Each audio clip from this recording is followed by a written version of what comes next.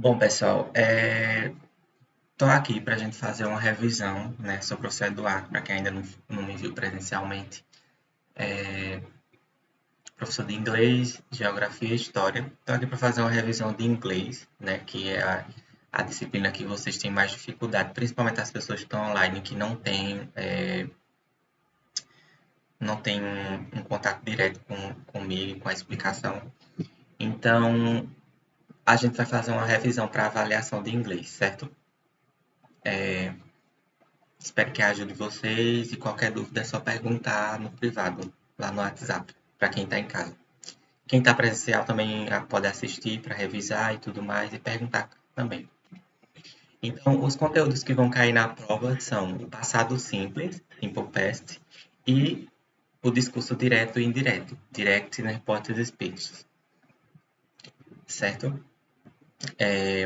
Eu estou passando o passado simples para vocês, porque o passado simples é uma parte do discurso direto e indireto, e a gente vai entender posteriormente.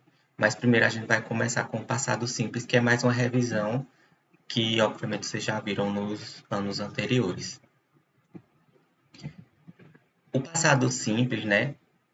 Ele é usado para indicar o passado de dos verbos no inglês. Então, por exemplo, se eu tenho o verbo estudar, se eu colocar no passado, eu vou dizer estudei, né? Isso, ou estudou, eu estudei no passado. Se eu tenho o verbo ler, eu vou colocar no passado li. Isso no português. E é a mesma coisa que a gente vai aprender a fazer no inglês. Então, para colocar um verbo no passado, no inglês de modo geral, acrescenta-se a terminação ed no final do verbo, né? Então, se eu dou a vocês o verbo to call, que é chamar, vocês podem perceber aqui que para colocar no passado, eu vou acrescentar ed no final dele. Então, vai ficar called, que significa chamou, chamou no passado. A gente tem to call no infinitivo, né? O verbo, e a gente tem called no passado. Lembrando que esse to aqui indica o infinitivo do verbo, certo? Chamar. A gente tem outro exemplo, o verbo to learn, que é aprender. Então, ó, acrescenta ed no final, fica learned, aprendeu. To ask, perguntar, no passado, asked, perguntou, certo? Vejam que a palavra está igual, só acrescentou o ed no final de cada verbo. Dessa forma, a gente coloca o verbo no passado simples, certo? Mas nós temos algumas exceções. As exceções são as seguintes. A primeira, os verbos terminados em "e" acrescenta-se somente o "d". Por quê? Porque se eu for acrescentar "ed" também, irão ficar dois "es". E aí muda completamente a palavra. Então, a gente acrescenta somente o "d" nas palavras terminadas em "e", nos verbos terminados em "e". Então, a gente tem algum exemplo aqui, ó. To love, que é amar. A gente, ó, love termina em "e", a gente acrescenta só o "d" para dizer no passado, amou. To lie, que é mentir. A gente acrescenta só o "d", né, porque termina em "e", mentiu. To arrive, que é chegar. Termina com "e", a gente acrescenta só o "d" para colocar no passado, chegou. To like, que é gostar. Termina em "e", acrescenta só o "d" para dizer gostou. Gostar, gostou. Chegar, chegou. Mentir, mentiu. Amar, amou. No passado, certo? Essa é a primeira exceção. Gravem essa primeira exceção. Então, vocês vão prestar atenção quando o verbo terminar em "e", você só vai acrescentar o "d" para colocar no passado. Lembrando que para colocar no passado, né, você tem que tirar esse to aqui, de todos, ó. Tirou aqui, né, called, learned, asked, né, tirou esse to, tirou aqui também, ó, love, loved, to lie, lied, to arrive, arrived, to like, liked, ok? A segunda exceção são os verbos regulares terminados em consoante, vogal e consoante, certo? Essa acho que é a mais complicada, então prestem atenção nessa regra. O que fazer? Duplica-se a última consoante e acrescenta ed. Vamos ver isso no exemplo. Quando o verbo terminar em consoante, você já fica atenta, certo? Fique atento quando o verbo terminar em consoante. Quando ele terminar em consoante, você irá observar as duas últimas letras antes dessa consoante. Se essas duas últimas letras antes da consoante for uma vogal e uma outra consoante, o que é que você vai fazer? Vai duplicar a última consoante e acrescentar o ED, certo? Então, stop, parar. Se eu quero dizer parou, eu vou duplicar a última consoante e acrescentar ED. Por quê? Porque stop termina em consoante P, vogal O, consoante T. Consoante, vogal e consoante. CVC, certo? Vamos outro exemplo. Control. Control termina com consoante L, vogal O, consoante R. Consoante, vogal, consoante. Então, o que eu vou fazer? Duplica a última consoante e acrescenta ED. Aí, coloca no passado. Plan. Termina aqui. Consoante N, vogal A, consoante L. Então, faço o quê? Duplica a última consoante. O que é duplicar? Repetir. Aqui, né? Duplica a última consoante e acrescenta ED. Então, se eu tenho plan, planejar, eu tenho planet, que é planejou, certo? Da mesma forma, prefer, que é preferir. R, consoante R, vogal E, consoante F. Consoante, vogal e consoante, não é isso? Então, o que eu faço? Repito o R, né? Repito o R e acrescento ED. E aí fica preferiu. Então, vocês vão ficar atentos nas palavras que terminam com consoante, certo? A terceira regra é os verbos terminados em Y, que vem antes do Y uma consoante. Então, o que eu faço? Eu tiro o Y e acrescenta IED. Vamos ver nos exemplos. Aqui a gente tem o verbo to study, que é estudar, né? Então, se aqui eu tenho to study, para eu dizer estudou, o que é que eu vou fazer? O verbo study termina em Y, não é isso? A regra fala sobre terminados em Y. Então, vejo se tem Y. E antes do Y tem que ter uma consoante, certo? Consoante. Então, antes desse Y aqui, tem a consoante D, não é isso? Se tem um Y no final e antes do Y tem uma consoante, eu vou tirar o Y e vou acrescentar IED, certo? Então, se aqui termina em Y, ó, eu tirei o Y e coloquei IED no lugar do Y, certo? Da mesma forma aqui, to worry, que é preocupar. A gente tem o Y, né, no final, e a consoante R. Então, eu tiro o Y, né, tirei o Y e substituí por IED. Da mesma forma, o verbo to cry, que é chorar. Termina em Y e antes do Y tem a consoante R. Então, eu tiro o Y e acrescento IED. Da mesma forma, o verbo try, que é tentar. Antes do Y tem o quê? Uma consoante. Qual é essa consoante? R. Então, eu tiro o Y e acrescento IED para colocar o verbo no passado. Então, se aqui eu tenho to study, estudar, eu tenho to studied, estudou. To worry, preocupar.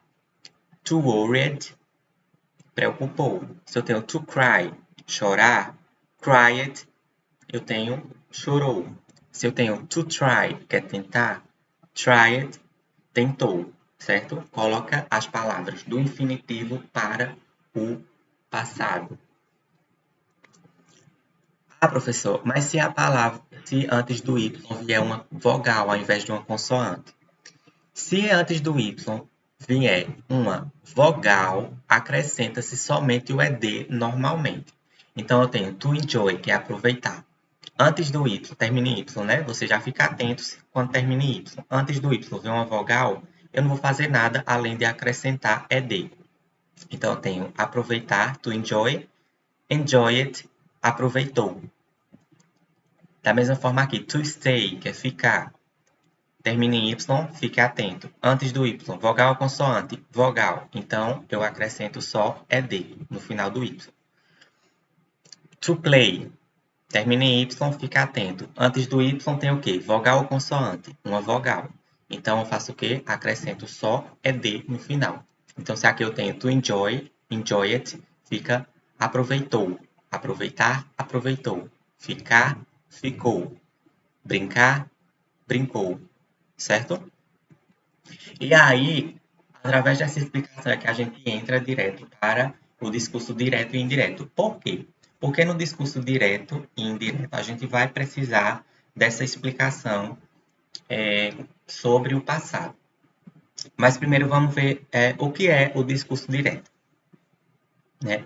O discurso direto é quando a gente relata o que alguém disse usando as mesmas palavras que a pessoa utilizou. Então, se eu digo assim, fulano disse, eu vou para a escola, você está reproduzindo a fala da pessoa. Então, esse é um discurso direto. Vamos ver um exemplo aqui. She said, I love you. Então, ela disse, eu te amo. Então, estão vendo que a fala da pessoa, dela, está sendo representada por aspas. No discurso direto, essas aspas elas vão aparecer para indicar exatamente a fala da pessoa, certo? Vejam que a gente está dizendo aqui exatamente a fala dela, né? Utiliza-se aspas para indicar as palavras de quem fala. A gente usa também uma palavra muito usada, né? Que vai ser usada nesse assunto, que é a palavra said, que é dizer no passado. Então, ela disse, eu te amo. A gente está reproduzindo exatamente a fala dela. Isso é o discurso direto, certo? Então, o que vocês precisam saber aqui, o discurso direto ele vai ser representado através de fala, de aspas, desculpa, de aspas.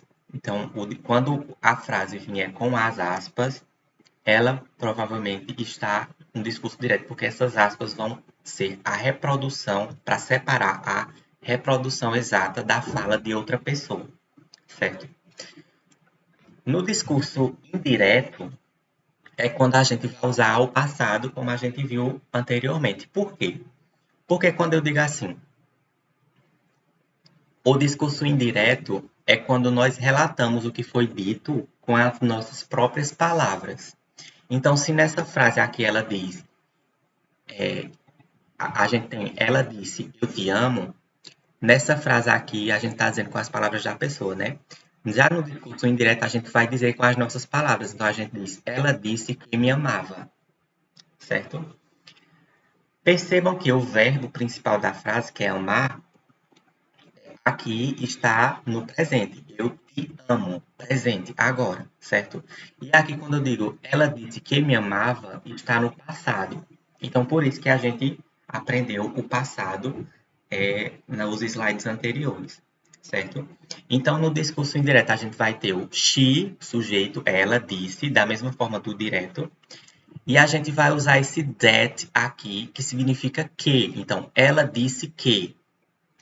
A gente vai repetir o sujeito she, ela disse que ela, e o segredo vai ser colocar o verbo no passado.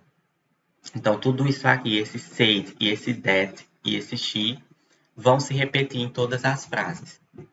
Né? Esse said that. Né? O segredo vai ser colocar a palavra no passado, porque no direto disso, ela disse eu te amo, e aqui eu quero dizer, ela disse que me amava. Amo, amava. Amo no presente, amava fica no passado, certo? Então lembrem-se que, porque aqui está ed, porque, né, o verbo to love acrescenta somente o d porque ele termina em e. Lembram dos outros assuntos, né? Então, a gente utiliza-se o that, que, para fazer a ligação entre o que a pessoa fala e o que foi dito pela outra pessoa. Ela disse que, ele disse que. A gente está dizendo o que a pessoa disse com as nossas próprias palavras. Depois disso, a gente repete o sujeito. Se eu quero dizer, Maria disse que she, ela, né? Maria disse que ela me amava. Então, o verbo fica no passado, né? repete o sujeito depois do that, que. Só que esse sujeito aqui você vai repetir pelo pronome pessoal, certo? Se aqui tiver João, você vai colocar he aqui, lembram, né? He é ele. Se aqui tiver Maria, vai colocar she. Se aqui tiver Maria e eu, vai colocar aqui nós, que é we, certo? Pronto. E depois você passa o verbo para o passado, acrescenta ed e também observa suas exceções. No caso do loved aqui, a gente tem ed, porque né, o love já termina com e e acrescenta só o d, para não ficar dois es, como eu expliquei anteriormente, certo? E aí é isso. Se vocês tiverem alguma dúvida, vocês podem perguntar no privado ou no grupo mesmo.